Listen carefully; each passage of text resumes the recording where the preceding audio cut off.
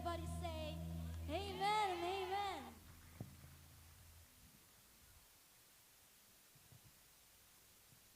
You know those big things in life? Marriage, family, kids, friendship, work, faith.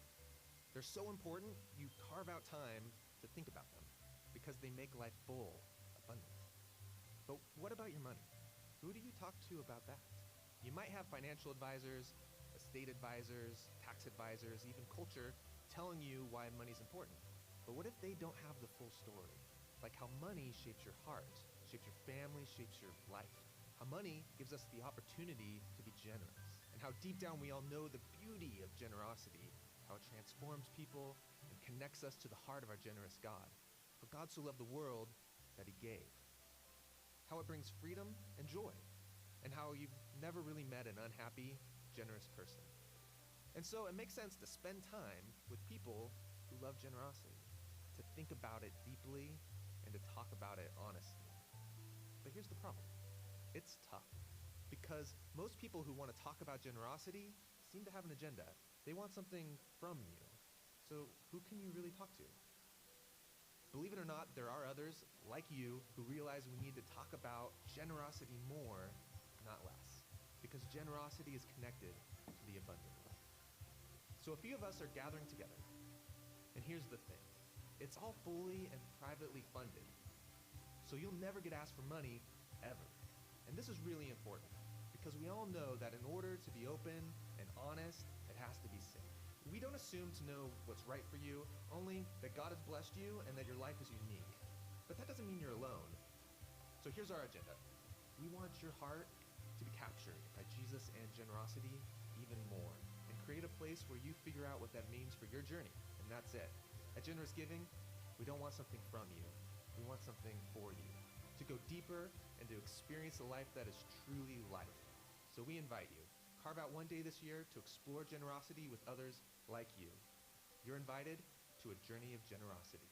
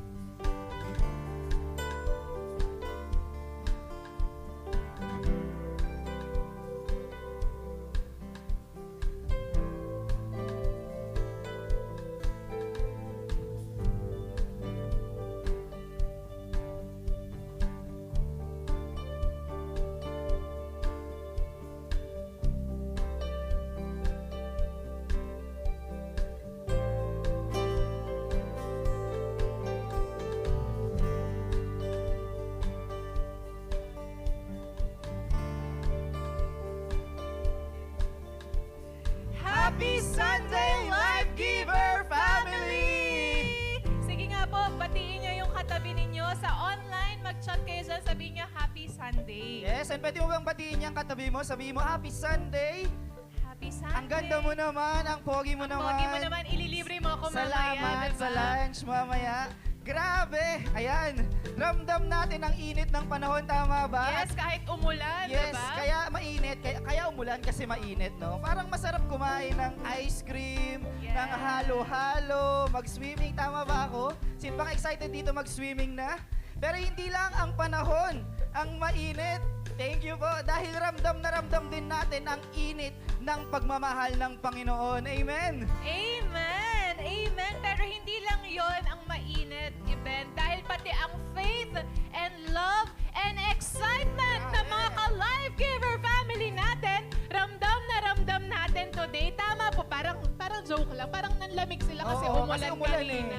Pero parinig nga po ng isang malakas na hiyawan. Ayun! Yun naman pala. Grabe. At bago po ang lahat, no, we just want to honor and appreciate all the Life Giver women. Sige, kung babae po yung katabi mo, sabihin mo nga dyan, Happy International Women's Month. Ayan. Happy International Women's Month, Coach. Yes. And we just want to appreciate you all po. Your faith, your kindness, your strength, and your unwavering dedication are a true reflection of God's love. Whether po you are leading, serving, praying, or simply offering a warm smile, you make a lasting impact on our church family. And today po, we celebrate you all sa lahat po ng mga kababaihan, on-site and online. May God continue to bless and strengthen each of you as you walk in His grace. So can we just request all the women of Life Giver family to stand up? Sige nga po, tayo po ang mga nagkagandahan, matitindi, magagaling, Masisipag. yes, sa mga kababaihan. And palakpakan po natin ang bawat isa. Amen. We appreciate you all po sa lahat ng ginagawa nyo po para sa pamilya nyo at para po sa simbahan natin. Maraming salamat po. We honor all women in the church. Amen. And yes, we appreciate you all po. Sige po, pwede na po tayong mubok. Ang daming sineselebrate this month, Coach, no? Yes. And speaking of celebration and events, please get your calendars and ball pens because it's time for our Life Giver News. So first up po dyan, we want to congratulate everyone who attended our live retreat, Yes! Batch 44. Meron pa tayo ditong mga nakagraduate ng live retreat Batch 44? Sige, Yes! pwede ba natin silang palakpakan? Congratulations! Grabe, kakatapos lang yan kahapon, Coach Hannah. And we're all excited and proud of you po sa next na journey ninyo. Yes, and next up is for our youth. Sigaw ang mga kabataan! Yung mga kabataan Di pala ako kasama lang doon, po. di pala ako kasama. Ayun, nandyan eh, no? Pero we'll be having our youth camp on June 4 to 6 at the best campsite for only 3,800 pesos. Life Giver family, it's time to bring this generation back to Amen. Jesus. And if you can sponsor and send our youth to this camp, please do so. Amen. And Also, we have our Life Giver Youth Gig every Saturday at 3 p.m. Dito lamang po yan sa ating 7th floor. wow, talagang pinapatindi natin ang mga kabataan, no? Amen. And susunod naman po sa ating announcement is an update Come for on. our 6th floor. Excited na ba kayo? Kung Amen. ano ang nangyari sa ating 6th floor? Ayan po, we're completed na po sa painting of the ceiling, installation of water pipe sa mga CR, tiling work po sa room 2, and tiles at elevator lobby done na din po.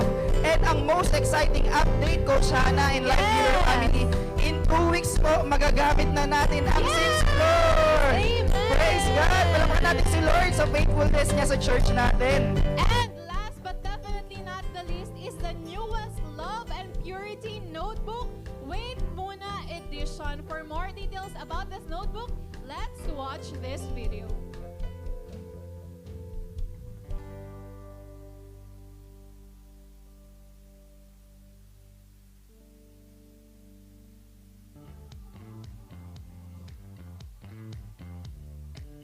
Nakipagpuyatan pero hindi pinanindigan. Tinigay ko ang lahat, pati ang respeto ko sa sarili ko. Sumugal kahit alam kong talo. Tinago ko kahit hindi pa naman tamang panahon. Akala ko dati yung love life parang damit. Kaya ang bilis ko magpalit. Pinilit ko kahit alam kong hindi na tama. Sabi nila kapag mahal mo, ipaglaban mo. Pero paano kapag mali na yung laban?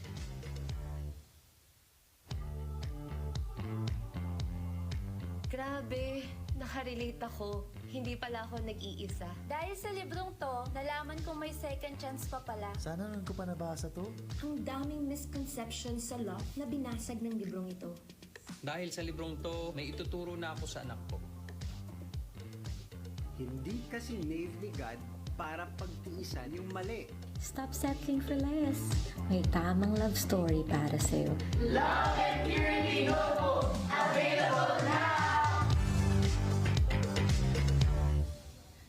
Grabe naman yun. Available na po ito ngayon sa ating lobby, no? Yes. Yan, pwede na kayong kumuha ng copies ninyo. And pwede na rin kayong mag-avail sa second floor. Meron din yan. Yes. And that sums up our Life Giver News. We know you are all excited. Kaya naman, hindi na namin patatagalin pa. Let's all welcome a great mother, a beautiful wife, and a woman of God, Coach Dayan Coloma Bustos! Ito po tayong lahat. Good morning, Life Giver family. Let's all rise. And nagbatian naman na lahat. Hingi na po ako ng maagang pasensya. Ako po ay inuubo, nawala ng aking boses. Pero of course, nothing can stop us from serving the Lord. Amen? Amen. Sige, pray tayo. Father, we thank you for this rainy morning. Lord, salamat sa kaginawahan na binigay niyo sa amin. Salamat, Panginoon, sa coolness, Panginoon. For this whole week, Panginoon, we've been experiencing extreme hotness, Lord, sa temperature. Maraming na-cancel ang klase. But Father, for today, Lord, we chose to be here. Lord, marami sigurong tinamad, but we decided to be here this morning because we know you're going to do great things again. Not only in our life, but also ma-extend ito pati sa aming pamilya, sa lahat ng nasasakupan namin. Lord, this morning, Lord, please be the God over this place. Lord, sa lahat ng nanonood, even online, Lord, I know that you're already preparing our hearts, preparing our minds for the word that you're going to release for all of us today. Maraming salamat, Panginoon, in the mighty name of Jesus. Amen and amen. O bago ka umupo, baka hindi mo pa nabati yung katabi mo, sabihin mo ulit, good morning.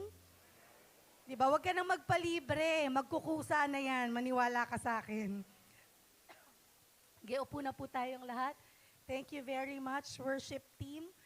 And salamat po ulit sa Life Giver Church for giving me, the opportunity po, no, to share again this morning.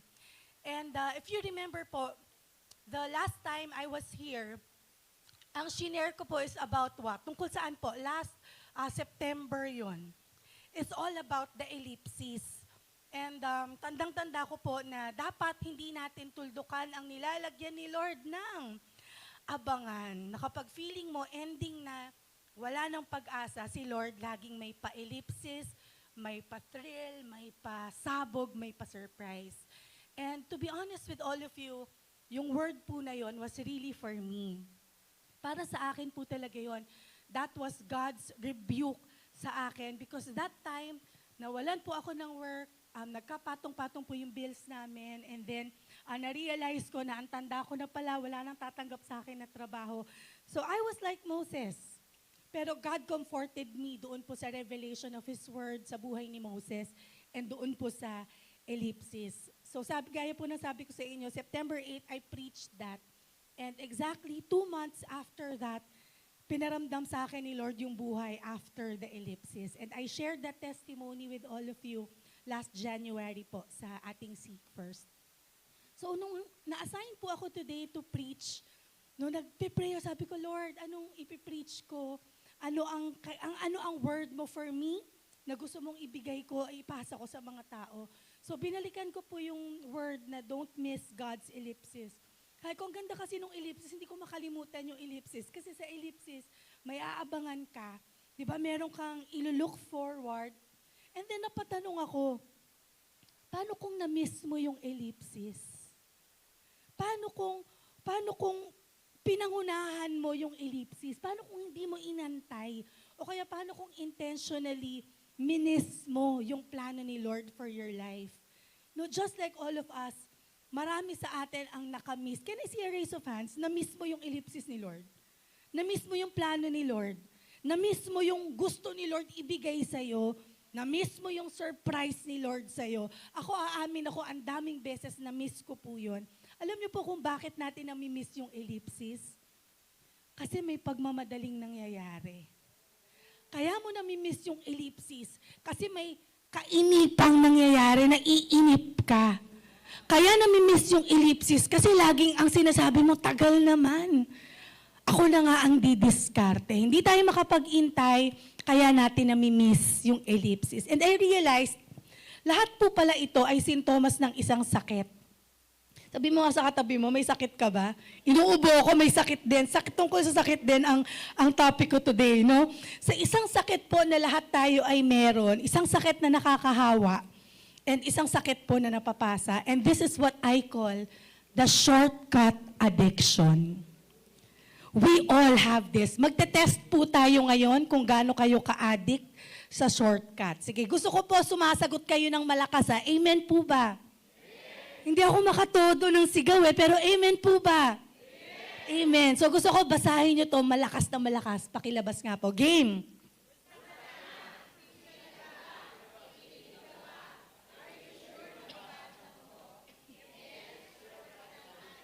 O, diba?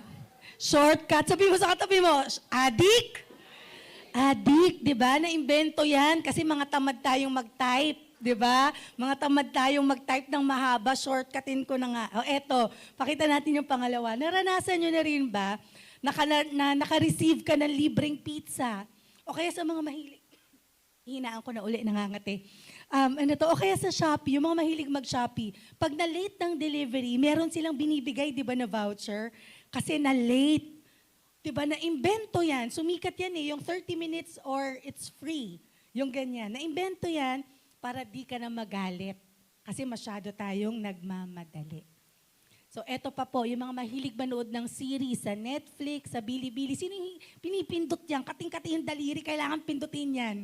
No, kailangan mapindot yung skip ads pag nanonood sa YouTube. O kaya, yung mga nanonood ng incognito dyan. Di ba? Pindot ng pindot, skip intro. Bakit ayaw mag-intay? Gustong makita agad yung susunod na mangyayari. Eto pa po. Pakita natin next picture. Saan yan? Diba? Second floor, third floor lang. Ayaw umakyat. Shortcut na lang. Mag-e-elevator. Eto pa po. Sino kaya itong sagutin? 17 times 7 minus 3 divided by 3 times 90.4 times 34. Anong gagawin nyo? Addict. Shortcut addict. Eto, sino po mga nagda-drive? Whether motor, sasakyan, tricycle, da-drive tayo lahat, di ba? Pag nakita mo yan, nag-green, di ba? Inis na inis ka, bakit yung nasa harap mo ayaw umandar? Kaka-green pa lang, busina ka na ng busina. Mamadali ka, te? Di ba? Kakainis, di ba? Bakit? Kasi addict ka. Pakitapik ng malakas yung katabi mo, addict. Addict. We are shortcut addicts. Let me define to you ano po ang addiction. Addiction po ay pagkakaroon ng matinding pangangailangan. This is general definition. Matinding pangangailangan na makagamit ng substances or engagement sa isang habit or pag-uugali na hindi mo kayang kontrolin, na hindi mo kayang pigilan, na nagpapatuloy ka, ginagawa mo pa ulit-ulit kahit may masamang epekto. Bakit? Kasi addict ka.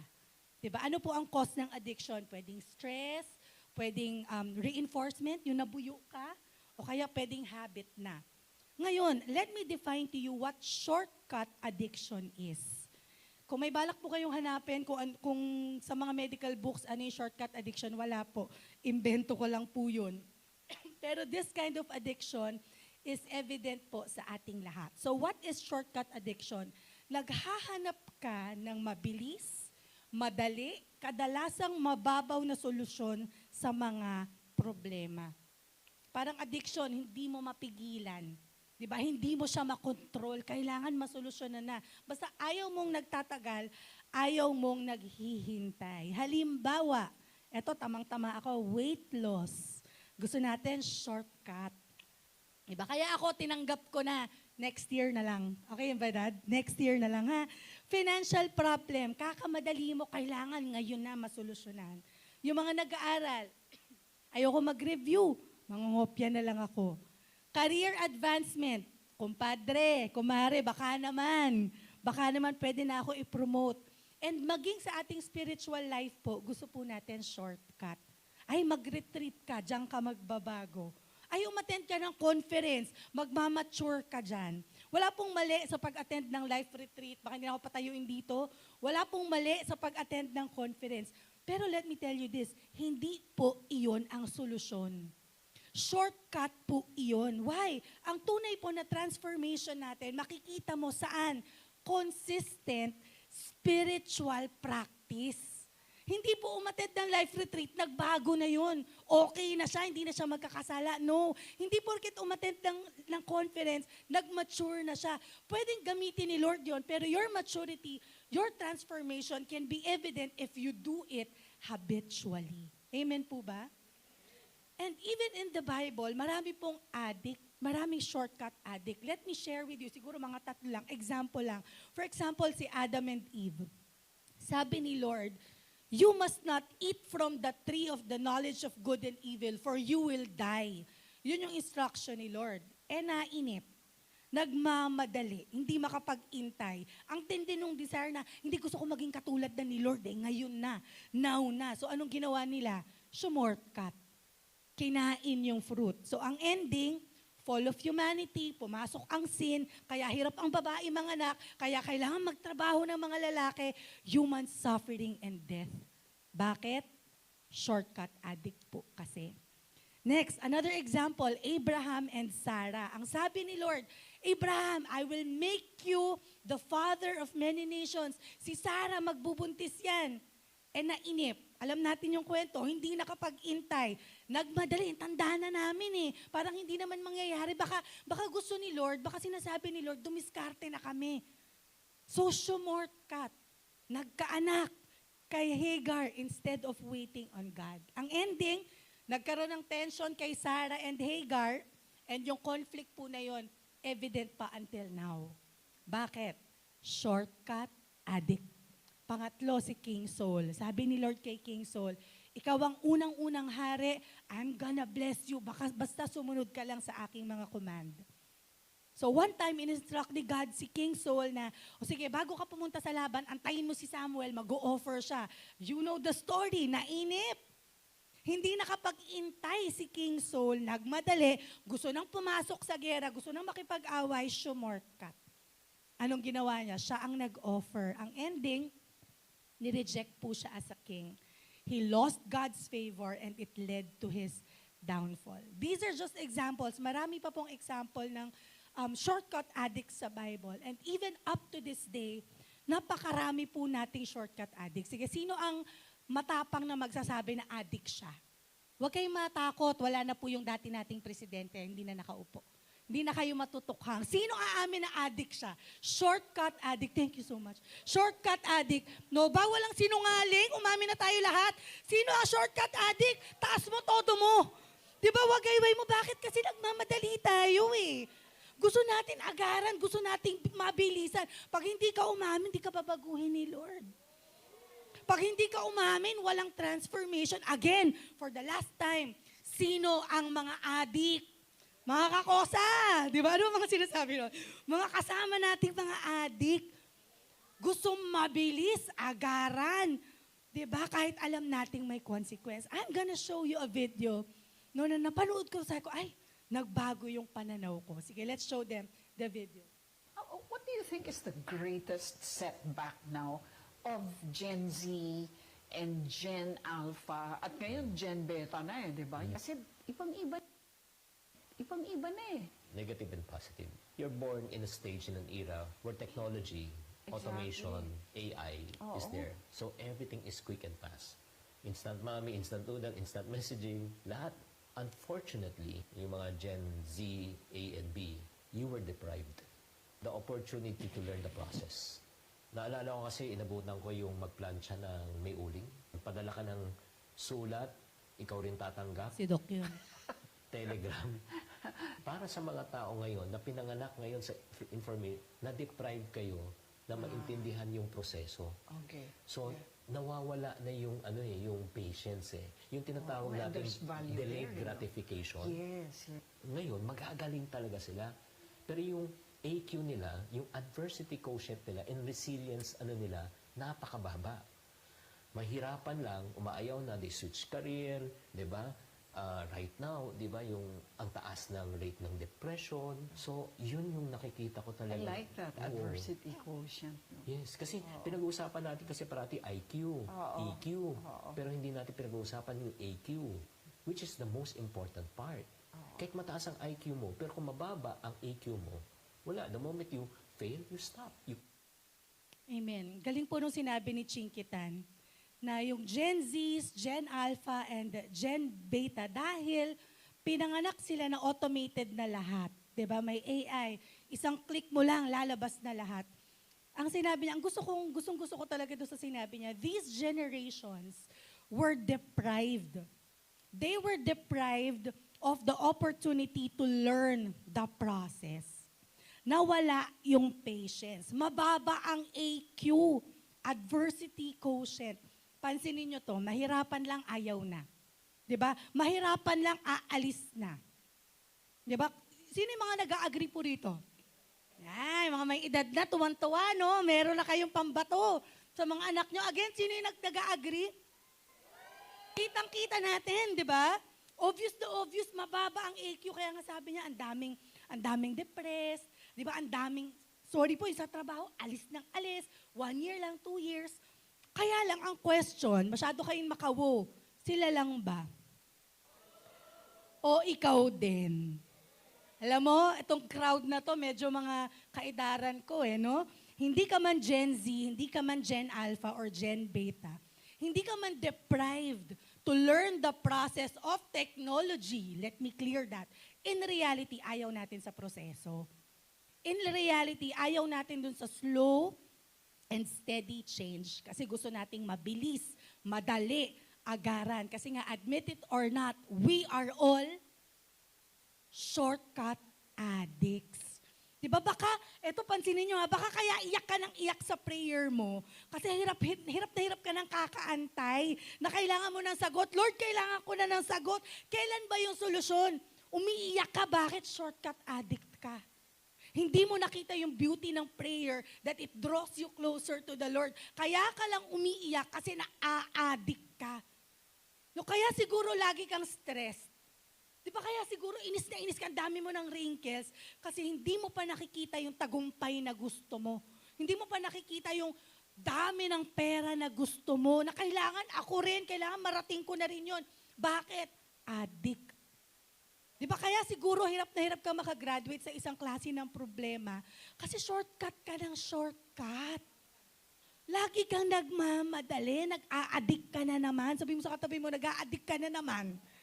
Di ba, nag-a-addict ka na naman. No? Baka makato no? Sabihin, nagtuturo ng addiction. Di ba, ito po bad news. Kapag shortcut addict ka, mababansot ka. Hindi ka lalago. Hindi ka magmamature. Lalo kang magiging dependent ng quick fix. Hindi ka lang mababansot. Pangalawa, mahihirapan ka. Ito yung sinasabi ni Chinkitan, hindi mo kakayanin yung problema. Gi-give up ka agad. Number 3, mababansot, mahihirapan. Number 3, mawawalan ka. Dahil shortcut ka, you are at risk of losing something. Just like King Saul, nawala ang kingship sa kanya. Ano pa, masistress ka. Diba? Kasi alam mong shortcut Kabado ka. Pag shortcut, kabado ka, diba? Kinakabahan kasi alam mong hindi yun yung tamang paraan. So, kabado ka kasi hindi naman natitreat talaga yung problema.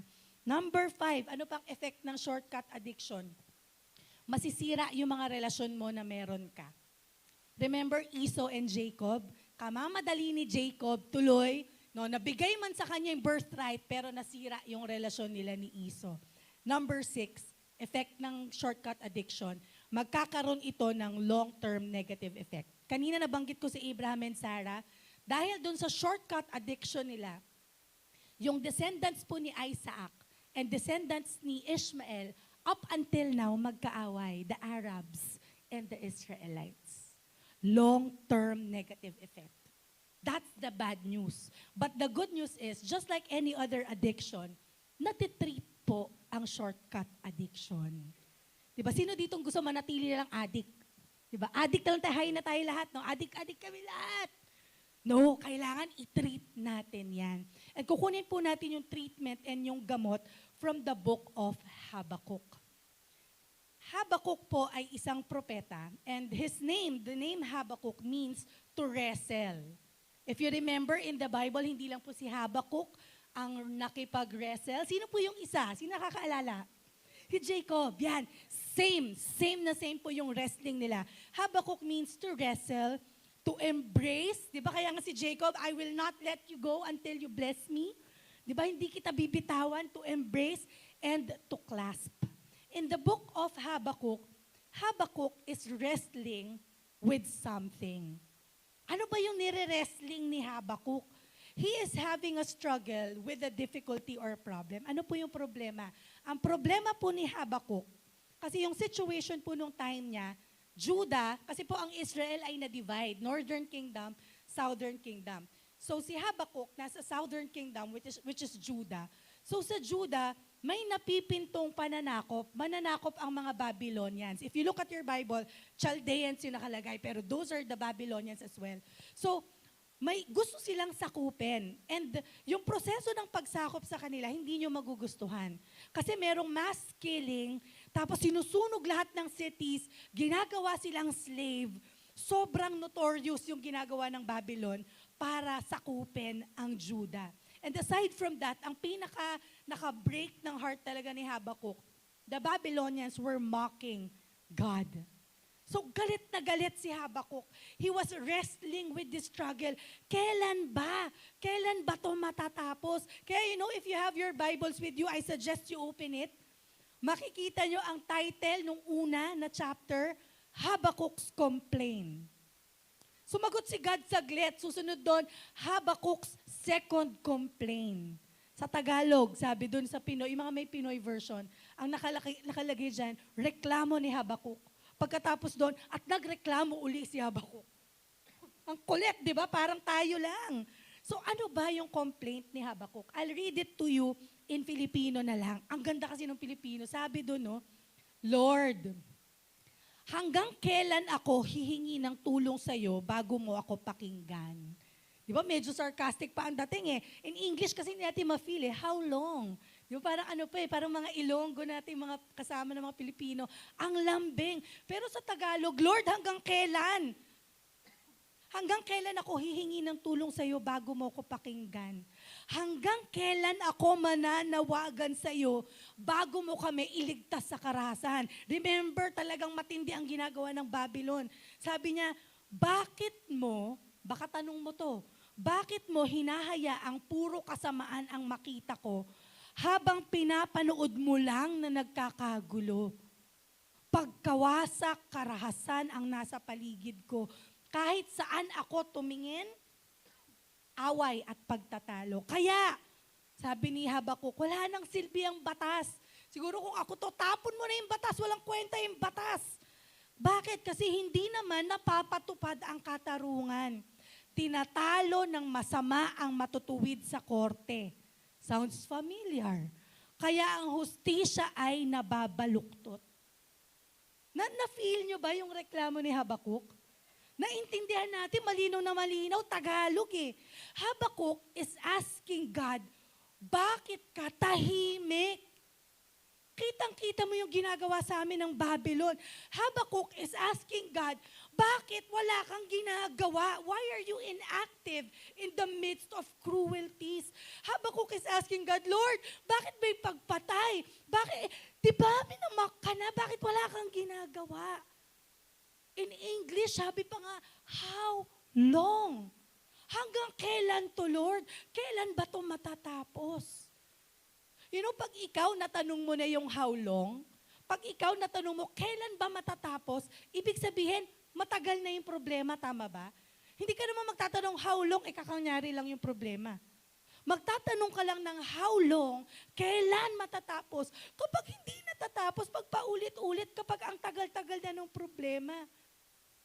Ang matindi nito, kaya nagtatanong si Habakuk kasi, Lord, how long? Alam ko namang kaya mo. Lord, hanggang kailan? Alam ko namang may kapangyarihan ka. Kaya nagtatanong si Habakuk kasi alam niyang may kakayanan ang Panginoon. And the reason why Habakuk is complaining, the reason why Habakuk complained again ng paulit-ulit, why? He wanted an answer. He wanted a quick fix. He wanted a solution. At kailan niya kailangan? He wanted it now. Kasi Lord, ang tagal na. Kailan ang solusyon? Gusto ko ngayon. Kitang-kita natin, hindi lang nagpaparamdam yung shortcut addiction.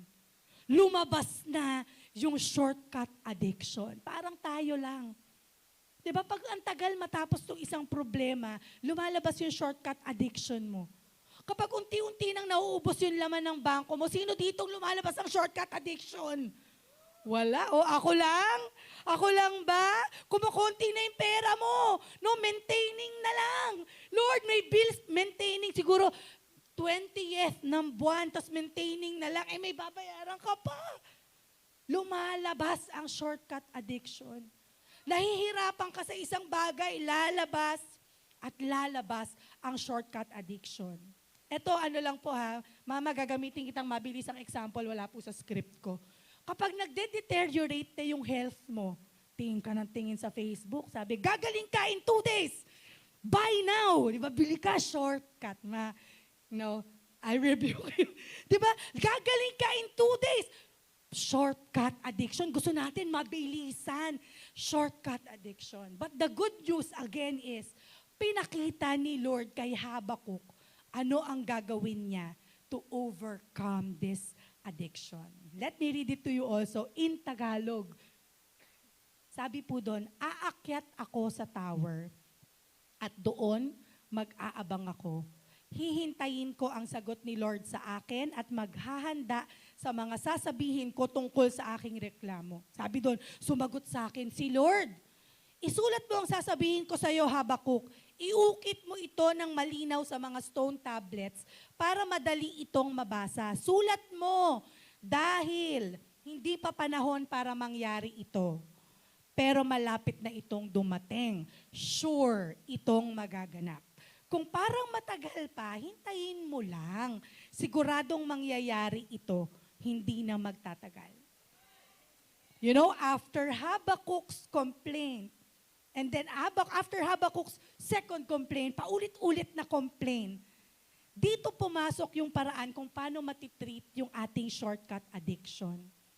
You know, chapter 1, again, tingnan nyo yung Bible nyo, chapter 1, complain, complain, complain. Chapter 2, the first verse in chapter 2, tinapos ni Habakuk yung pagko-complain niya saan? By watching.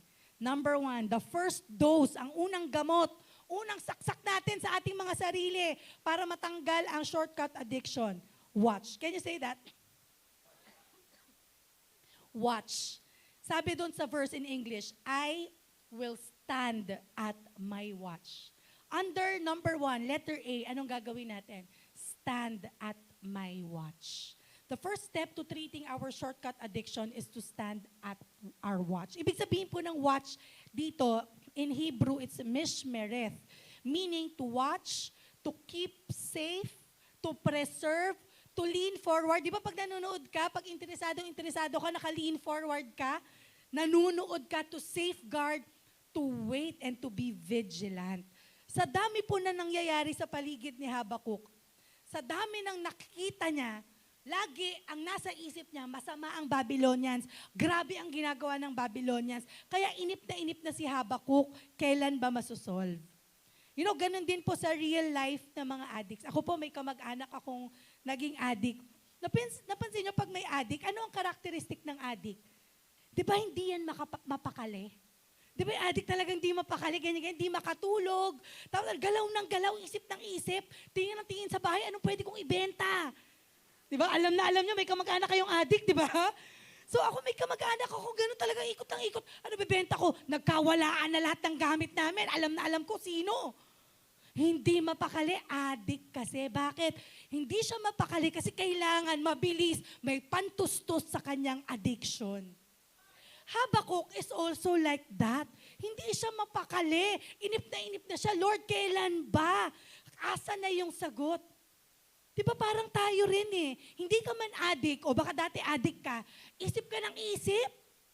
Hindi ka rin mapakali. Di ba? Galaw ka ng galaw. Saan ba ako kukuha ng pera? Paano kaya? Ano kayang gagawin ko? Galaw ka ng galaw. Pero si Habakuk, after his long complaints, he realized na kailangan ko na palang gawin, stand at my watch. Kailangan ko mo palang huminto at mag-abang. Kulit mo kasi galaw ka ng galaw eh. Kailangan mo lang palang huminto at mag-abang. Kasi pag hindi ka huminto, hindi ka makakapag-isip ng maayos. Di ba pag hindi ka huminto, hindi ka makakakita, hindi ka makakarinig. Kasi pag galaw ka ng galaw, ang naririnig mo una yung paa mo. Pangalawa, ang maririnig mo paulit-ulit yung reklamo mo sa buhay. Habakkuk needed to stand at his watch. He needed to watch. Pero it doesn't end there. Yung addiction mo, hindi naman mawawala kapag tumayo ka at nanood ka, di ba? What else? Ang ginawa ni Habakkuk, letter B, under number 1, go up to the tower. Sabi doon, aakyat ako sa tower at doon mag-aabang ako. So hindi lang hihinto at magwa-watch si Habakkuk. At hindi lang yun kung saan-saan lugar. Aakyat daw siya sa tower. In the ancient times, ganyan po ang watchtower. So isa yung trabaho na ang ginagawa, kaya siya umaakyat kasi number 1, better visibility. Diba? Kasi pag nasa baba ka, konti lang yung makikita mo. Pag parating na yung kalaban, ang lapit na. Tatalunin na kayo. So you have to go up for better visibility. Pag nandun ka sa taas, kita mo lahat. Ako, kita ko kayo lahat. Kayo, hindi nyo kita lahat, di ba? Kasi kailangan mong gumanon para makita. Ako, kita ko. Kasi nasa tower ako, better visibility. What else? Kailangan nasa tower ka kasi for better hearing. Pag nasa baba ka, ang maririnig mo, tulong, di ko na kaya, ang hirap ng buhay. Puro reklamo. Pero pag nasa watchtower ka, di mo maririnig. Makaka-focus yung nasa taas. Andyan na ba yung mga kalaban? Meron bang sasakop sa atin? Number 3, ang nasa watchtower, they have a better protection. Bakit? Nasa taas eh. Slimmer yung chance na mapatay ka. Bakit? Asa taas ka. Aakyatin ka pa bago ka patayin. Nangamatay na lahat ng nasa baba, ikaw hindi pa. Kasi nasa taas ka. Now, how does this relate to us? Hindi ka lang tatayo at magwa-watch para mawala yung addiction mo. Kailangan umakyat ka sa tower. Bakit? Pag nasa tower ka, pag nanatili ka sa baba at hindi ka umakyat sa tower, lahat ng problema, kita mo. Lahat ng problema, magnified. Ang laki lahat. Bakit? Kasi nandun ka pa rin. Hindi mo makita yung broader view. Hindi mo makita na, si Lord pala, ayan yung kamay, dinudukot lahat ng problema. Hindi mo makita kasi nasa baba ka. Di ba nga po, the closer you are to the problem, mas malapit ka, mas mukha siyang malaki. Pag lumayo ka, umakyat ka, anong nangyayari? Mas maliit. Akyat sa tower. Go up to the tower for better visibility para makita mo, ay, ang liit lang pala ng problema ko. Akala mo malaki, bakit? Kasi nasa baba ka pa. Nood ka ng nood, dyan ka stand at may watch, sa baba ka lang. Ang laki tuloy ng problema. Para makita mo yung broader perspective, akyat. Go up to the tower. Number 2, hindi lang better vision, di ba? Sabi ko, better hearing. Again, pag nasa baba ka, hindi, endless yung naririnig mo, nakikita mo. So pag nasa taas ka, hindi mo na maririnig yun. And then pag nasa taas ka, last, better protection. Asan ba yung tower? Di ba, Lord, papagawa ba ako ng terrace sa bahay namin para may tower ako? Mamumundok ba tayo, magbabakasyon? No. The watchtower is a place of spiritual readiness. Aakyat ka or pupunta ka dun sa lugar na yon kasi you're telling God, Lord, ready na ako to seek. Lord, ready na ako to listen. Kasi pag nandun ka sa baba at nanood ka, hindi ka pa ready kasi andyan pa rin yung mga naririnig mo. But once you go up to the tower, you position yourself, hindi literal na umakyat ka, but you position yourself into a place wherein you are ready. So hindi ka lang hihinto to watch. Poposisyon mo yung sarili mo and telling yourself that, God, I'm ready to listen. God, I'm ready to be rebuked. God, right now, I'm going to submit to your will. Kailangan mo umakyat. Sabi mo sa katabi mo, kailangan mo umakyat. For better vision, better hearing, and protection. So stop, watch, climb the tower. So pag umakyat ka ng tower, ano mangyayari? Sabi dun sa verse, aakyat ako ng tower, pupunta ako ng tower kasi I'll watch para malaman ko ano ang sasabihin niya. To see what God will say to you at para malaman mo anong isasagot mo. So sabi ko nga, lumalabas na hindi ka lang magwa-watch. hihinto, mag-aabang, hindi ka lang hihinto at mag-aabang. Hindi ka rin magtatago sa watchtower para safe ka. Yung watching na gamot sa shortcut addiction is this. You watch, you climb the tower para saan? To see, to hear, to know, to understand what God will say to you. Hindi mo i-isolate yung sarili mo at magmumukmuk ka. Ang dami pong ganyan, di ba? Mababa ang AQ. Pag may problema, umaalis nga, pumupunta nga sa watchtower. Pero nagtatago, nagmumukmuk. Pero ang sinasabi sa verse, ang sinasabi ni Habakkuk, pupunta ako sa watchtower kasi dito aabangan ko kung ano yung sasabihin ni Lord sa akin. So the first step to treat your shortcut addiction is to watch. Na the moment sinabi niya na, aakyat na ako sa watchtower at doon mag-aabang na ako, is already a sign na, Lord, willing na ako makikinig na ako. Lord, sige, let's get it on, Lord. Bigay mo na lahat, sabihin mo na lahat. Sa panahong yon, si Habakkuk hindi nabarado yung tenga. Panahong yon, wala nang takip yung mata ni Habakkuk. Ready na siya to receive the word from the Lord. Number two, ano ang second dose? May first dose na tayo. Ano first dose natin? Watch. Second dose na matatanggap natin dapat para matanggal ang ating addiction is this, the Word.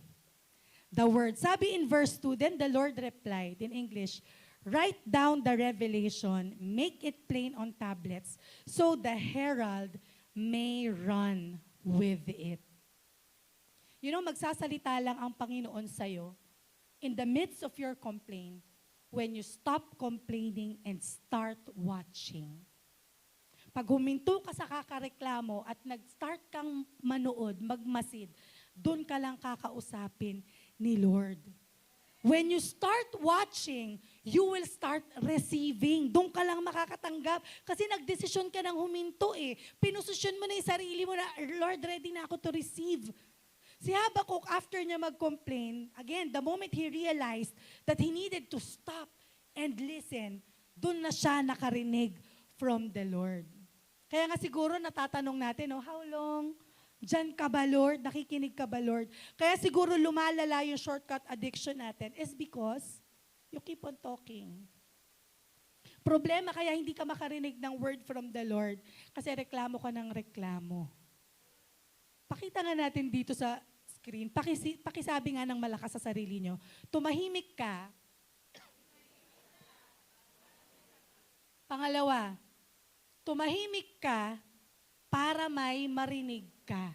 Di ba dada ka ng dada eh? Kailan uli nakarinig ng sagot si Habakkuk? When he started to... Kailan nakarinig si Habakkuk? When he started to open his eyes. When you start watching, you'll start receiving. Pag may problema tayo, stop seeking for quick fixes. Band-aid lang yan. Lubayan mo na yan. Lubayan mo minsan yung galing mo tsaka diskarte mo. Magaling ka naman talaga eh. Madiskarte ka naman talaga. Pero let me tell you this, that's not the solution. May solution ang Panginoon. So stop, watch, and receive God's word. May word na ba si Lord doon? Wala pa, di ba? Instruction lang. Sabi, ano yung instruction? Mamaya, I'll share with you the revelation. Instruction lang. Minsan tayo nagmamadali. Gusto natin, sige, ano yung sagot, Lord? Teka lang, anak, instruct muna kita kung paano mo gagawin, anong gagawin mo sa sagot. Ano yung instruction? Write down. Number 2, letter A, write down. Kailangan mong isulat yung word. That time po kasi, bakit kailangan isulat? That time, heavily reliant sila sa oral tradition. So pag meron kang gustong ituro, pati yung eskwelahan, talagang verbal lang. So kailangan mong i-memorize yun. Diba? Hindi ako pwede rin, malilimutan ko. Diba? Kailangan ma-memorize nila, tapos maipasa nila sa anak nila through verbally rin. Kaya lang, pag verbal, ang ating pagtuturo, walang writing down, there is a great risk of forgetting. Kapag verbal lang at walang writing down, there is a great risk not only of forgetting, mawawala na, vanishing. Bakit? Kasi hindi mo maaalala lahat. Ang problema pa, nababago mo. Kasi sinabi lang. Di ba nag-iiba yung meaning, depende sa pagkasabi mo or depende sa pinili mong words. Kaya ang instruction ni Lord kay Habakkuk, Habakkuk, sulat mo. you have to write it down. Number 2, ano pang gagawin ni Habakuk? You have to make it plain. Make it plain meaning kailangan malinaw. Kailangan naiintindihan. Sorry po for this word. Kailangan kahit yung pinaka B.O.B.O. na tao, maiintindihan. It's that simple. It's so plain. I'll show you a picture. Pakita nga po natin yung picture. Yan. Di ba? Huwag na natin sabihin anong brand yan. Baka kalaban namin. Sabi, free delivery nationwide. So, ayan, nakita mo. So sinabi mo sa kaibigan mo, dali order tayo sa McDo. Free delivery nationwide. Taga-bundok ka. Bala na sila. Basta free delivery nationwide. Ngayon, sa app, nag-order ka na. Ngayon, nung nag-check out ka na, may lumabas. Anong sabi? Hindi sakop nung delivery yung lugar mo. Nung nag-check out ka na, sabi, may minimum purchase required, 5,000 para sa lugar mo. So feeling natin, na-scam tayo. Feeling natin, walang misleading advertisement. Kala mo na-scam ka. Now, why am I showing you this? The reason why the Lord is telling Habakkuk to write it down and make it plain, dapat unang tingin pala, alam ko na, naintindihan ko na, walang scam na mangyayari. Walang misconception na mangyayari. Bakit? Also in the verse, it says there, so that a herald may run with it. Ang herald, siya yung tapos sisigaw, hear ye. Siya yung nag-a-announce noong time na yon. Ngayon, dito, bakit sinasabi ni Lord na write it down, make it plain? Kasi the word that I'm gonna give to you, Habakkuk, is not just for you. The word that I'm giving to you is my word for many people. That's why you have to write it down. That's why, klaro dapat siya. You know yung pinagdadaanan mo, I always tell my mentees, pag may pinagdadaanan silang matindi, I'm gonna mark this day. Lagi kong sinasabi yan, I don't know kung naaalala ng mga mentees ko, markahan natin yung araw na to, magpicture tayo, bayaan mo nang magamaga yung mata natin. Let's mark this day. Bakit? Darating yung panahon, babalikan natin to. Kasi masishare mo na to. So may struggle ka, sulat mo. May struggle ka, make it plain, make it clear. Bakit? Darating yung time, you'll be able to share that. Darating yung time, your struggle and the solutions to your struggle will not just be for you, but it will be for many people. Maraming tao makakakita, ma-encourage sa'yo. Amen? So yan. So number 1, again, what should we do? Anong unang solution? Word, you receive the word. Number 3 is you have to wait. Number 3 is wait. So watch, and then the word, and then you have to wait. Sabi in verse 3, for the revelation awaits an appointed time. It speaks of the end, and it will not prove false. Though it linger, baka matagalan, wait for it. It will certainly come and will not delay. No, since may word ka na, all you have to do is wait. Wait for the answer. Wait for the solution. No, ano ba aantayin mo? Number 1, sabi dun sa verse, gusto ko himayin yung verse. What will you wait? The revelation has an appointed time. The revelation awaits an appointed time. Tapos may kadugtong yun, and it will not prove false. Hindi ito scam. Hindi ito joke time. Revelation awaits an appointed time. Yung solution ni Lord sa pinagdadaanan mo, nasusulat na. Sa mga nag-i-event, mahilig sila, di ba, pencil booking. Pero yung revelation na darating sa buhay mo, naka-pentel pen. Permanent. Hindi nabubura, nakaplano na kay Lord. Number 2, ano ang aantayin mo pa? Sabi, number 2, aantayin ko kasi sigurado akong darating yun. Darating, matagal man or hindi, you have a certainty that it will come, matatapos din, masosolusyonan din. So 3 bagay ang isasaksak natin sa ating sa mga sarili natin para matanggal yung shortcut addiction. Number 1, watch. Tayo, abang, akyat sa tower, antayin anong sasabihin ni Lord. Number 2, word. Meron sasabihin sa'yo si Lord. Pag sinabi na sa'yo ni Lord, mag-ready ka na, may ballpen ka na, meron ka pang iniisip na hindi kailangan klaro, kailangan makita. 50% discount, no strings attached, malinaw na malinaw. Sinagot ni Lord ang prayer ko, malinaw na malinaw. Number 3, what do you have to do? mag-antay ka na. Kasi may gagawin na si Lord. So you watch, there's gonna be a word, and you wait. Diba? You know, church, pigil-pigil din sa pag-shortcut. No, kung pwede lang, tali mo yung kamay mo sa pag-shortcut. Kasi pag shortcut mo, you're gonna miss out on God's word. Mami-miss out mo yung surprise ni Lord. Mami-miss out mo yung pasabog ni Lord in your life. Bakit? You know yung delay? Delay is discipline. Delay is discipline. Diba? Enjoy the process. Sabi kanina, Jinkitan, huwag mong i-deprive ang sarili mo sa proseso. Amen? You know, as I end po, most of you, alam niyo po yan that whenever I preach, I personally experience what God is asking me to preach. Nararanasan ko po talaga. And, you know, ini-echo ko sa inyo. Kaya siguro iba sa inyo, ay ano ba yan, ang dami niyang kwento. No, kasi alam niyo po talagang nangungusap sa akin, kinakausap ako ni Lord, pinaparanas ni Lord. And today, sa aking preaching this morning, I'm not gonna share my testimony. Kasi po, na-share ko na po ito last January sa Seek First. Ngayong umaga, allow me to introduce to you someone who will share her testimony. No, Life Giver family, bilang isa pong pamilya, whether nandito or online, makinig po sana tayo with understanding, makinig po sana tayo with love, and a big heart, please po. Because this is going to be her first time to share this testimony after 5 years. And it took a lot of courage and boldness for her to do it. Let's listen po to the testimony ng pinaka-addict ko pong member. Let's listen to the testimony ng member ko na pinaka-shortcut addict. Let's all welcome Miss Ira Polea.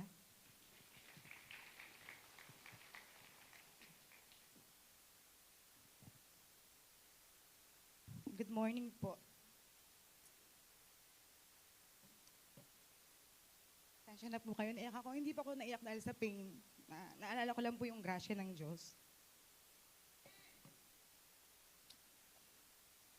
Kanina pa po kasi ng worship. Iyak ako, naiyak kasi nagpipray ako. Lord ko, Lord, samahan mo naman ako. Ikaw yung makita, hindi ako. So ito po. Good morning po ulit. Ako po si Ira Polea from Easy Zati Life.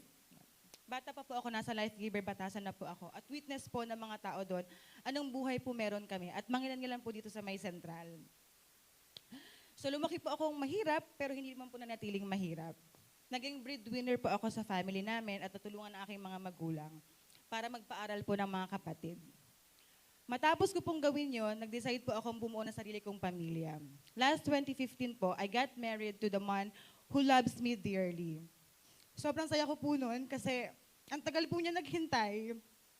Kasi alam niya kailangan ko tulungan yung family ko. Ang dami naming plano. Pangarap na gustong tuparin. Nakabili kami ng bahay after a year ng married namin, nagkasasakyan, nagkaroon ng maayos na savings. In short po, maayos yung naging buhay namin.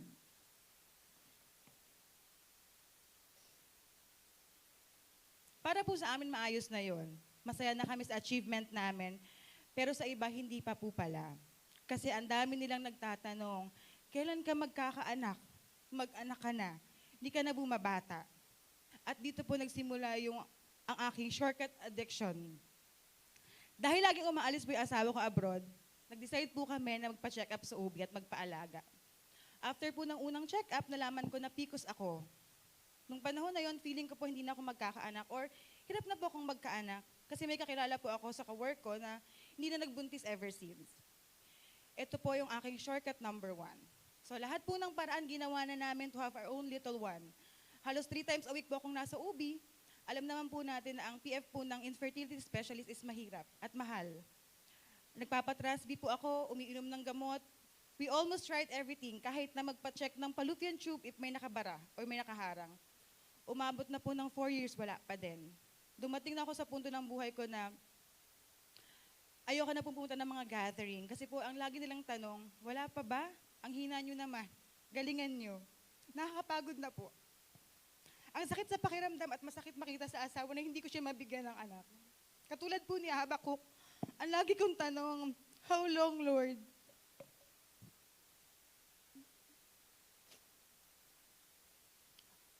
hindi kami mapakali. Ito po yung shortcut number 2 ko. Tapos na kami sa mga basic procedure. Sa gustuhan ko pong magkaanak, kahit ano gagawin ko, kahit magkano babayaran namin. That time, naghahanda na po kami ng malaking pera para sa IVF, in vitro fertilization. Ito yung isang procedure para matulungan ang mga hindi magkaanak. Pero ang problema, hindi pa po sigurado na magkakaanak ako. Pero willing po akong gumastos. Magkaanak lang kami. Year 2018 po, may isa akong kapitbahay na nakilala. Naging kaklose ko. Dahil pareho kaming businesswoman. Tuwang-tuwa ako kasi ang dami ko natututunan sa kanya. Halos araw-araw kami magkasama. Sobrang close namin. Pati yung struggle ko po na hirap magkaanak, na-share ko po sa kanya. Dahil siman po ang asawa ko at madalas wala, unti-unti pong na-inlove ako sa kanya at na-inlove siya sa akin. Opo. I fell in love with a woman. I fell in love with a lesbian. I cheated on my husband.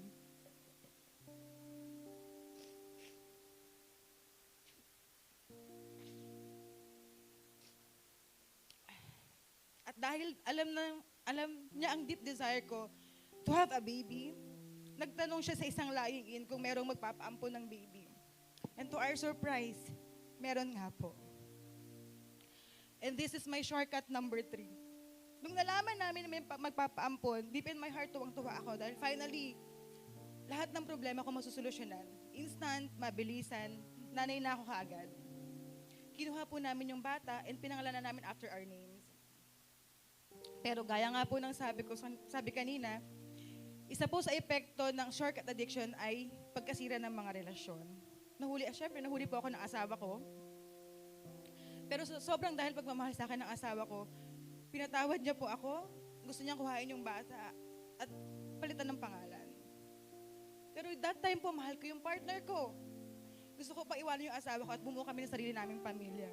Gulong-gulo ako that time. Kasi yung akala kong solusyon na problema na magkaanak, nagkaloko-loko na dahil sa kamamadali ko. Dahil sa addiction ko sa shortcut. In my deep pain, hindi ko alam saan ako lalapit na tao. Si Dayan po at saka si Misty, yung takbuhan ko, kapag hirap na ako. Halos lahat ng nakakilala po sa akin, alam nila napaka-strong ng personality ko. At kapag time na kumausap ako ng tao, it means na I'm in deep pain. Sakto po pandemic noon, walang makalabas. And it was God's way of bringing me to the watchtower. Doon po sa quarantine ko, sa bahay, I climbed the watchtower to see what God will say to me. That time, I had the desire to seek God for God's word, God's direction in my life. I chatted Dayan. And God used her to relay His word para sa akin last March 2020. 5 years ago. Sabi po ni Dayan, Ira, you are Abraham now. Claim the Abrahamic promise. God will make you into a great nation. He will bless you. He will make your name great and you will be a blessing. Let go of Hagar and Ishmael. Dayan's advice is to let go of my Hagar, my lesbian partner, and my Ishmael, yung bata. Masakit pero ginawa ko. Buti na lang may mentor ako at kaibigan na malalapitan. At hindi pa natapos doon. Sabi niya pa sa akin, Ira, may Abraham, nation ng future mo. Isang nation ang nasa womb mo. God is not giving you Ishmael. He is giving you your Isaac. So grabe po yung declaration that God is not giving you me Ishmael, but He's giving me Isaac, my own son, the one who will bring me joy in my life. Hindi po naging madali, but I humbled myself. I reach out to people. Kaya nga kay Dayan po, lagi kay Micha, kay Missy ko laging silang tinatawagan. Nakakahiya pong mag-share ng kasalanan, kaya lang minsan, admitting your mistakes and sin means surrendering your pride. Admitting your mistakes and confessing it frees you from the bondage of sins. Nag-decide po kami mag-asawa na ibenta yung lumang bahay namin at bumili ng bagong bahay sa Quezon City. And since tinigil ko na po yung shortcut addiction ko, I watch and then I receive a word from the Lord. That time, naghintay at nagtiwala po kami sa Kanya. Nag-stop na po kami sa paggagamot, napagod na po kasi ako. Kinancel na namin yung plan ng pa-IVF at nagdesisyon na po kami mag-asawa, maghintay sa plano ng Diyos para sa buhay namin. June 2020 po nag-open ng borders. Umalis po ang asawa ko papunta sa trabaho niya. Nagulat po ako, delayed ako ng 2 buwan. Pero sa daming beses ko na pong nagpipiti, nadidelayed, hindi na po ako umasa. So hinintay ko na lang po. Until 2 months na akong delayed, nagtry akong mag-PT. Sa isang shortcut addict na tulad ko, I watched, I received a word, I waited and it arrived. Malinaw po, 2 linya.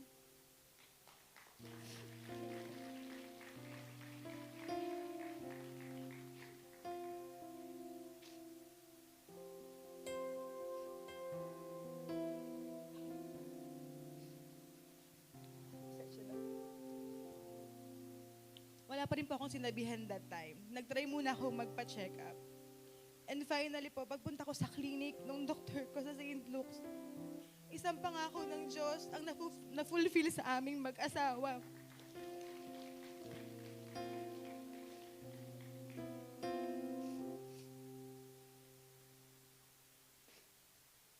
After almost 6 years of waiting, binigyan kami ng Diyos ng hindi Ishmael, kundi isang Isaac. From season of so much pain, suffering, struggle, and no direction, from season of shortcut addiction, I stepped into a supernatural restoration. I was rushing through life, pursuing my own plans and my own decision for the right things to do. Nagmamadali ako, gusto ko ng instant, gusto ko ng shortcut, but God intervened.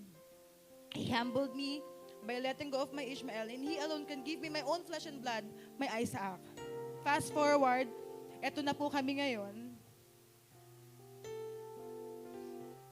Sabi nga po sa 1 Peter 5:10, and after you have suffered a little while, the God of all grace, who have called you to His eternal glory, will Himself restore, confirm, strengthen, and establish you. Sinorkat ko man ang pagkakaroon ng anak sa katauhan ni Ishmael, niredeem ako ni Lord by giving me my very own Isaac. Masaya, bit-bit at karay-karay kahit saan ang regalo ng Diyos. At sa lahat po ng sumama sa akin, nanalangin para sa lahat ng tumulong sa akin noong lowest point ng buhay ko. Sa family ko, sa nanay ko na walang ginawa kundi manalangin, salamat po. Especially po sa husband ko, na walang ginawa kundi mahalin ako. Mahalin ang kahinaan ko. Mahalin ako higit pa sa kahit ano. Hindi ko po alam paano put into words kung gaano ako nagpapasalamat na maging asawa niya. Kaya, dito po siya ngayon eh. Kaya, Dad, thank you for everything. Mabakasyon po siya ngayon. I'm sharing this to everyone, not just a story, but a testimony. Shortcut will never work, no? Yung discard mo will fail. But when you watch, no? When you receive a word, and when you wait on the Lord, it will arrive. Darating ang solusyon. Amen. No, church? It will definitely arrive. Pakisabi nga, dadating. Dadating. No, I'm just so blessed, you know, with the life of Ira. And sabi ko nga, Lord, grabe yung restoration na ginawa mo sa kanya. We kept that. Ang tagal po namin tinago ni Misty yung problema na yun ni Ira. And we waited until she's finally ready to confess. And when she's finally ready to write it down and make it plain for all of us to understand that God is a God of restoration. That although marami kang ginawang shortcut sa buhay mo, 1 to 100, 1 to 1,000,000, shortcut ka na shortcut, the Lord will intercept and tell you, anak, teka, Ishmael is not for you. Isaac is for you. No, balikan ko po, no, si Habakkuk, unlike Ira, alam niyo, hindi dumating. Yung prayer ni Habakkuk, the Lord, kailan ba matatapos? Kailan ba aalis yung Babylonians? No, the bad news is hindi umalis. Nasakop sila ng Babylonians, and the Babylonians became worse. In fact, yung panahon ni Habakkuk, talagang nasakop na po completely ang Judah. And Habakkuk was still there in the watchtower, watching and waiting on to the word of the Lord. Pero yung tatlong bagay po na sinabi natin kanina, you watch, you wait for the word, and then you wait, antayin mo, abangan mo. Mula nun po, nung na-receive ni Habakuk yung tatlong salita na yon, hindi na po siya nagreklamo. You read your Bibles, hindi na siya nagreklamo. You read chapter 3, wala na siyang sinabing, how long, Lord? No, kung tinatanong niyo ako, paano siya na-heal sa kanyang shortcut addiction kung hindi naman dumating yung solusyon?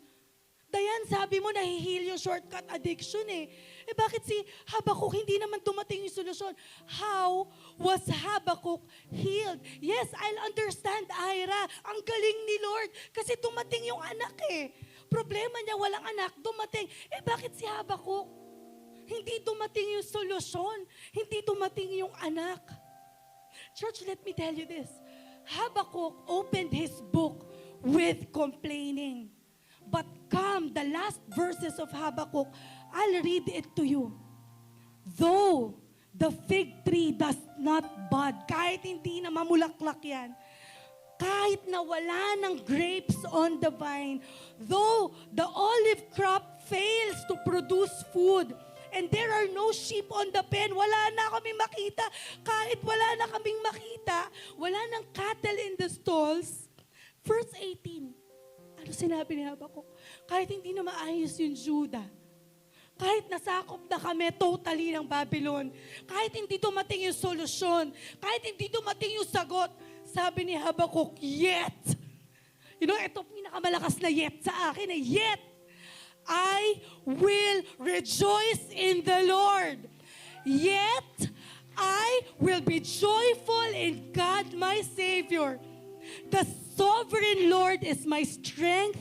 He makes my feet like the feet of the deer. He enables me to tread on the heights. No, Habakkuk opened his book with complaining, but he ended it with praising. Puro siya reklamo. Hindi man dumating yung sagot niya, tinapos niya yung buhay niya na nagpapasalamat, nagpupuri sa Panginoon. Bakit? I don't care kahit walang dumating na sagot. Why? I still believe in my Lord. Habakuk opened his book na nakikipag-wrestle kay Lord. Lord, how long? Kailan ba matatapos? But he ended his book wrestling for God. Yung with God, nagre-reklamo kailan matatapos. Pero yung for God, iba yun. Kasi dinidefend mo na si Lord. Kahit hindi matapos yung problema mo, mahal ka ni Lord. Kahit hindi matapos yung problema mo, sa dulo ng buhay mo, saved ka. Ang galing ni Habakuk. Yung shortcut addiction mo, puputulin mo yan. Bakit? Kahit wala kang ma-receive na sagot, kahit hindi dumating yung Isaac, patuloy kang magpupuri sa Panginoon. No, kadalasan kasi yung solution mo, hindi yan ang solusyon ni Lord. Yung sagot mo, hindi yan ang sagot ni Lord. Yung answer mo, hindi yan ang answer ni Lord. Pero learn to stand and watch. Learn to go to the watchtower. Learn to wait for the Lord. Lord, I listen. Lord, I look to you. Lord, aakit ako, mag-aabang ako for your word. And if it comes to me, I'll write it. I'll make it plain. Hindi dumating ang sagot kay Habakuk. But what did he do? Sinulat niya pa rin. He still made it plain. Sabi niya, hindi man dumating, I will rejoice in the Lord. Malabo ba, church? Hindi. Malabo ba na kahit hindi dumating, confusing ba? No. Habakuk made it as clear as crystal. He made it so clear, telling you, dumating or hindi, huwag kang bibitaw. Dumating or hindi, huwag kang mag-a-addict. Why? The Lord will be with you. Church, learn to wait with faith. Learn to wait with faith na dumating man or hindi. Yung expected answer mo, you'll keep on praising, you'll keep on thanking, you'll keep on rejoicing because you know that the only shortcut worth taking is the one that leads straight to God's path. Kahit anong gawin mo, ang shortcut lang na gagawin ko, yung magdadala sa akin sa paanan ng Panginoon. Ulitin ko po, Whether makatanggap ka ng solusyon or hindi, magpuri ka. Kasi, sabi dun sa verse, the revelation awaits an appointed time. It speaks of the end and will not prove false. Kahit matagal, wait for it. Hindi man dumating, wait for it. Why? What will come? May sinabi dun it will certainly come. Napatanong na naman ako, ay ko, Lord, hindi nga dumating kay Judah. What is it that you're saying that it will certainly come and it will not delay? Lord, hindi nga dumating yung solusyon kay Habakuk eh. Ano yung darating? Life Giver Church, I have to write this down. Noon, writing it down. Ngayon, may technology tayo. You can preach it. You can make it your status. Today, I'm writing it down. I'm making it plain para hindi natin malimutan. May matanggap ka man na solusyon or hindi, magpuri ka, magpasalamat ka. Why? What is the revelation? Habakkuk's prophecy spoke about Babylon, but it also foreshadows the second coming of Jesus Christ, who will bring the solution, the ultimate solution sa lahat ng problema natin. Huwag mong isipin hindi darating. Pag dumating si Kristo, solve lahat yan. Huwag mong isipin, ay Lord, hindi na solusyonan. Ayoko na sa'yo. No, you wait because the revelation is coming and it will certainly come. So please, Life Giver family, quit being a shortcut addict. Start being a Jesus addict na hindi man masolusyonan, problema mo ngayon, hindi, I'll hang on. Kasi merong paparating na Jesus who will bring solution to everything. So you're gonna watch. So you're gonna stand. You're gonna go up the tower. You're gonna wait. You're gonna write it down. You're gonna make it plain. Why? Jesus is coming. Jesus is coming. Stop being an addict. Start being a Jesus addict. Now, I'd like to invite all of you to rise. Tayo po tayo lahat. Alam niyo po, church, alam ko, alam niyo naman to. Sa buhay natin, hindi naman natatapos ang problema. In fact, palala ng palala. Tama ba? Can I hear a loud amen? Palala ng palala ang problema. Diba? Nakangiti kayo, palala ng palala ang problema. Mga baliw. No, palala ng palala ang mga problema, padagdag ng padagdag, doble, palaki ng palaki. Tapos ang matindi pa ron, minsan paparamdam lang sa atin yung success for a while. No, paparamdam lang sa atin yung ginhawa for a while. Pero parang mas marami yung iniiyak natin. Mas marami yung iniinda natin, hindi ka makaalis. Pero this morning, I encourage you to stop looking for shortcuts sa problema mo, sa pamilya. Stop searching for quick fixes sa problema mo sa trabaho o sa pera. Huwag mo lang diskartehan yung health mo. Huwag mo lang diskartehan yung savings mo. Huwag mo lang subukang ayusin yung paulit-ulit mong struggles. Bakit? Nakailang beses ka na, di ba? Question, nag-work ba? May nagtagal ba na solusyon? Baka naman this time, Life Giver family, samahan nyo akong umakyat sa watchtower. Baka naman this time, pwede tayong humingi ng word from the Lord na panghahawakan natin. Baka naman this time, pwede nating antayin na kumilos si Lord. Antayin natin yung revelation. Huwag ka matakot, huwag ka mag-alala. Dakila, tapat, maaasahan ng ating Panginoon hanggang dulo. You know, can I see a raise of hands of those who are ready to surrender their shortcut addiction? Isusurrender mo na yung nagmamadali ka, naghahanap ng mabilis na solusyon. Isusurrender mo na yung shortcut addiction mo sa pag-seek ng agarang solusyon sa problema mo, sa asawa mo, sa anak mo, sa kamag-anak mo, sa health mo. I want you to raise your hands because this time we're not gonna pray. Pangako ko kay King, sabi ko, Dad, hindi ako iiyak. You know why? Tataas mo yung kamay mo because we're not gonna pray today. But just like Habakkuk, we're gonna stop complaining. We're gonna stop crying and praying na, Lord, kailan ba darating yung solusyon?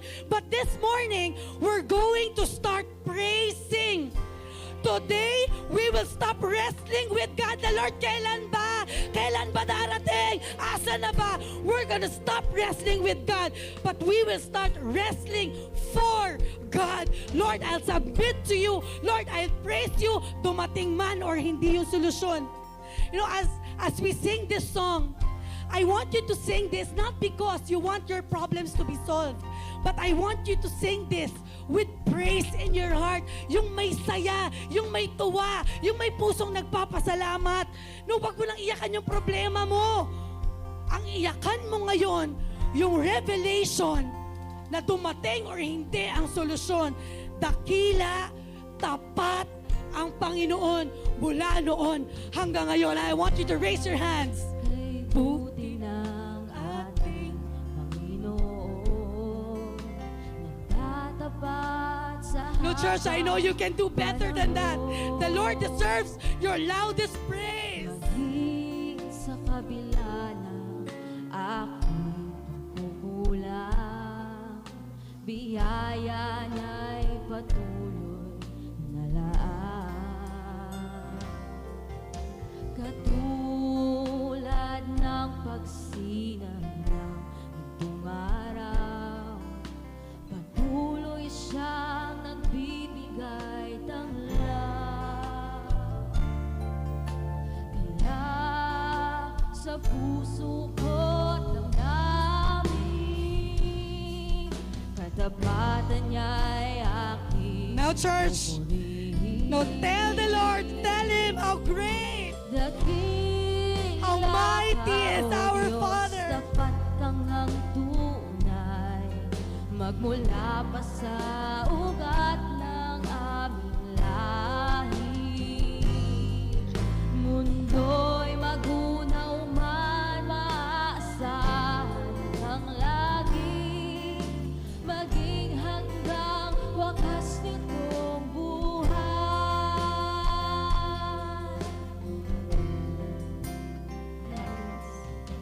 Kaya, O Diyos, ika'y aking pupurihin. Sa buong mundo'y aking aawitin. Dakilang iyong katapatan, pag-ibig mo'y walang hanggan. Dakila ka, O Diyos, tapat kang ng tunay, magmula pa sa ugat ng aming lahi. Mundo'y magunaw man, maaasahan kang lagi, maging hanggang Now, church, we're gonna sing this. Papatanggal ko yung accompaniment. We're gonna sing this at the top of our voices. Na kung dumadaan ka sa matinding problema and ready ka na to let go of it, no, we're gonna sing this verse, please, with all your might, na sa bawat pighati, tagumpay man ay naroon, no, mamamag-asa ka dahil dakila ang ating Diyos. Sa bawat pighati, tagumpay man ay naroon. Daluyan ng pag-asa kung kailangan ginagawa. One more time, church, sa bawat pighati, tagumpay man ay naroon. Hirap na hirap ka na, di ba? One more time, sa bawat pighati. Sa bawat pighati, tagumpay man ay naroon. Daluyan ng pag-asa kung kailangan. For the last time, sa bawat pighati, tagumpay man ay may solusyon o wala, may sagot o wala, kakanta ka, magpupuri ka, dahil alam mo, noon hanggang ngayon, dakila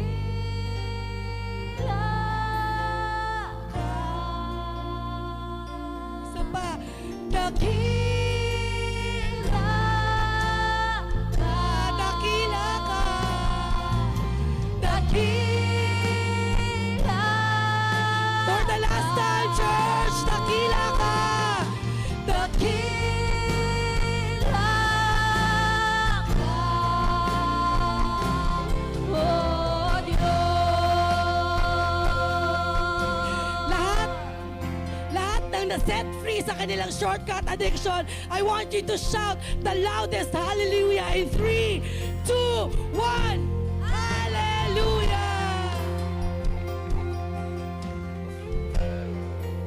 Oh, grabe. Sige, upo muna.